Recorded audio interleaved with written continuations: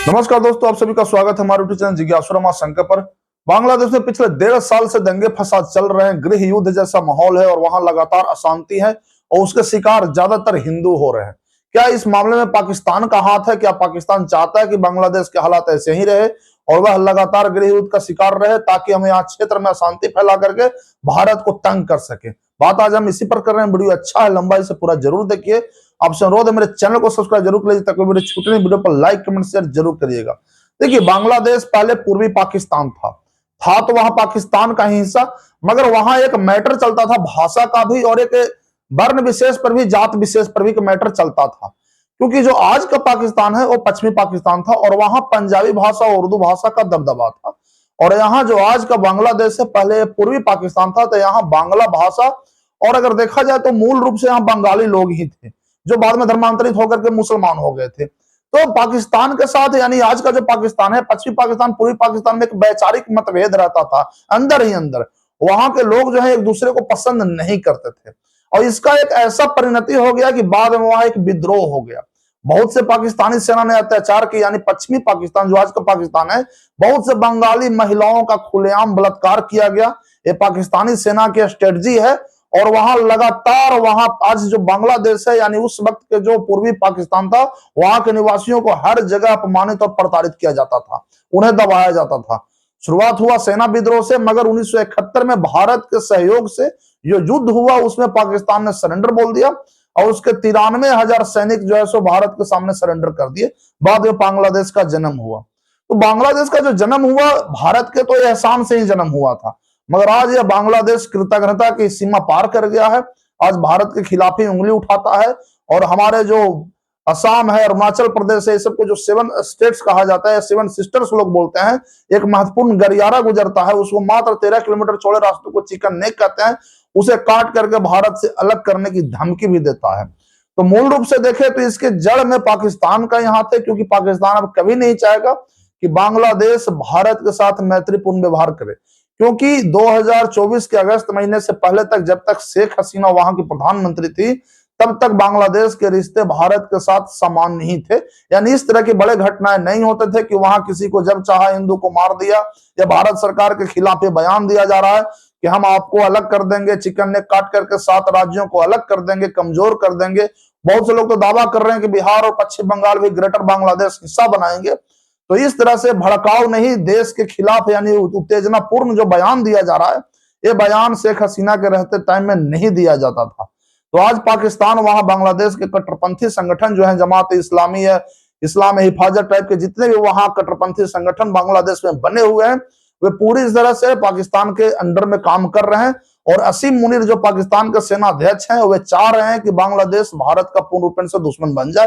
दोस्तों, कभी रहा नहीं, मगर एक हमारा एक सहयोगात्मक रवैया जो रहता था जब तक शेख हसीना थी तब तक, मगर उसके बाद से असहयोगात्मक रवैया हो गया, खुलेआम दुश्मनी में आ गया।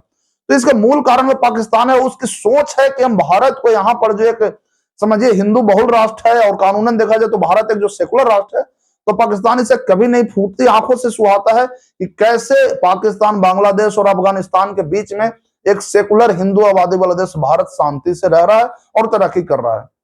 क्योंकि भारत की जो तरक्की है वो हमारा इधर आसपास के जितने भी देश अगर देखा जाए तो सबसे ज्यादा अगर तरक्की के साथ करने वाला अगर कोई देश है तो भारत है। हम करीब 7% जीडीपी ग्रोथ ले रहे हैं हर साल। इस ग्रोथ लेने वाला जाकर के साउथ ईस्ट एशिया में कोई देश नहीं है। खास करके अगर आसपास देखा जाए तो अगर पाकिस्तान हो, बांग्लादेश हो या अफगानिस्तान हो, जो भी इस्लामिक मुल्क है, वो किसी भी इस्लामिक मुल्क में इतना बड़ा अच्छा ग्रोथ नहीं है।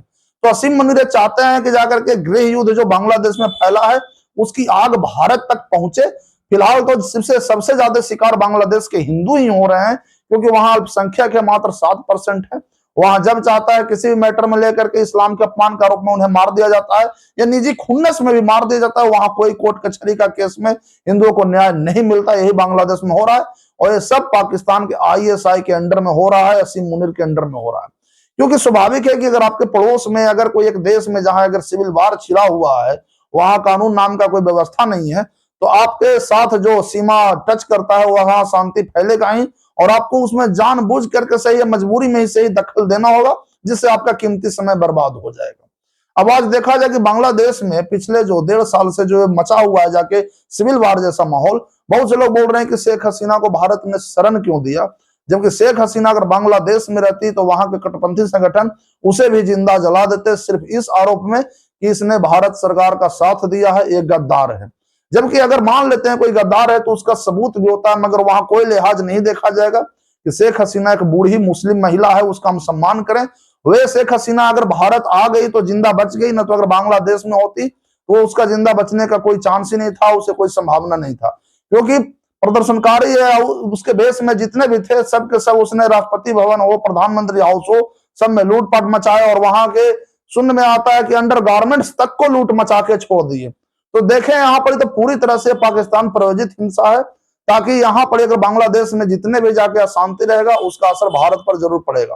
पाकिस्तान अपने स्तर से कभी नहीं चाहेगा कि बांग्लादेश में शांति कायम रहे, जिससे वो तरक्की करे, क्योंकि 2024 से पहले बांग्लादेश का टेक्सटाइल उद्योग बहुत अच्छा था, उसका प्रशंसा होता था कि दुनिया का सबसे बड़ा अगर टेक्सटाइल अगर हब माना जा रहा है तो बांग्लादेश है। आज टेक्सटाइल हब वहां डूब गया, खत्म हो गया, लाखों लोग बेरोजगार हो गए। बांग्लादेश की स्थिति अगर यही चलता रहा तो उसे और अभी दर्दनाक दिन देखने होंगे, क्योंकि उसका एक्सपोर्ट जो है सब नहीं हो रहा है।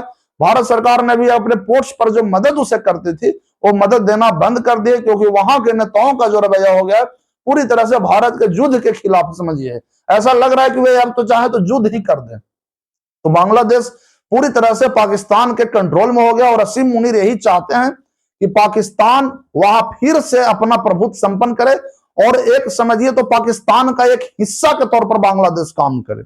देखा जाए तो पहले दोनों जब देश थे तो कभी भी दोनों बीचों में, जनता के बीच में, चाहे अफसरों के बीच में कभी तालमेल नहीं रहा, कभी ऐसा नहीं है एक दूसरे का सहयोग किया, हमेशा अपमानित किया जाता था। एक बंगाली होने के नाते अपने आप को, आज का जो पाकिस्तान है वो जो पूर्वी पाकिस्तान पश्चिमी पाकिस्तान के बीच में कभी भी एक संबंध नहीं रहा। तो इसका मूल वजह यही था कि अभी भी पाकिस्तान चाहता है कि जिस तरह से हमारे प्रांत को, हिस्से को काट के अलग कर दिया गया, आज हम उसकी बदला भारत से लें, और इस तरह से वहां चाह रहा है कि हम एक गृह युद्ध भड़का करके हम इसको एक पूरा करें, ताकि भारत यहाँ पर जाकर इसमें उलझ जाए और भारत अपना कीमती समय बर्बाद करके उसका विकास रुक जाए, या उसकी ताकत जो है सो खत्म हो जाए। या वहां के भी जो हिंदू हैं अगर वे भाग के भारत में भी आएंगे तो यहाँ स्वाभाविक है कि सरकार को उनको व्यवस्था करने में, एडजस्ट करने में, उसे रोजगार देने में, शरण देने में एक अच्छा खासा जो कीमती समय बर्बाद करेगी। पाकिस्तान यही चाह रहा है कि बांग्लादेश में अस्थिरता फैला रहे। ISI भी यही चाहता है और हमेशा ये दंगे फैलाने चाह रहा है। वहां तो बांग्लादेश का जो गृह युद्ध का हालात है अब रुकने वाला नहीं है। मोहम्मद यूनुस कहे जाते हैं कि वे नोबेल प्राइज लिए हैं अर्थशास्त्र में, उनको इकोनॉमिक्स का ज्ञान है, पर देखा जाए तो नोबेल प्राइज लेने के बाद भी उनमें केवल आतंकवाद का ही ज्ञान है, क्योंकि मोहम्मद यूनुस के रहते भर में बांग्लादेश में तो लग नहीं रहा है कि शांति आएगा। शेख हसीना को तो इन्होंने ही रिजनेशन मांगा था, मगर जान बचाने के लिए वो भाग आई। अच्छा हुआ भाग गई, ना तो वहां उनको तो मार दिया जाता, जला दिया जाता, उनको भी लिंच कर दिया जाता। तो देखें यहाँ पर तो पाकिस्तान प्रायोजित हिंसा है जो अब रुकने वाला नहीं है। बांग्लादेश का दर्द अब बहुत लंबा चलेगा। भारत सरकार को सतर्क रहने की जरूरत है और कोशिश करे वहां हिंदुओं की रक्षा जरूर करे, अन्यथा जाकर के भारत को बहुत भारी कीमत चुकानी पड़ सकती है, क्योंकि बांग्लादेश में पूरी तरह से पाकिस्तान सक्रिय हो चुका है, सिर्फ इसलिए कि हम भारत को कैसे भी हो तंग करें, बर्बाद करें, बस इसी ध्येय में उसका ध्यान रहता है। और यही ध्यान में रखते हुए 2024 के अगस्त महीने से बांग्लादेश में दंगे शुरू हो गए, सिविल वार शुरू हो गए, पूरी तरह से पाकिस्तान प्रायोजित है। आपका क्या कहना है कमेंट सेक्शन में जरूर बताएं।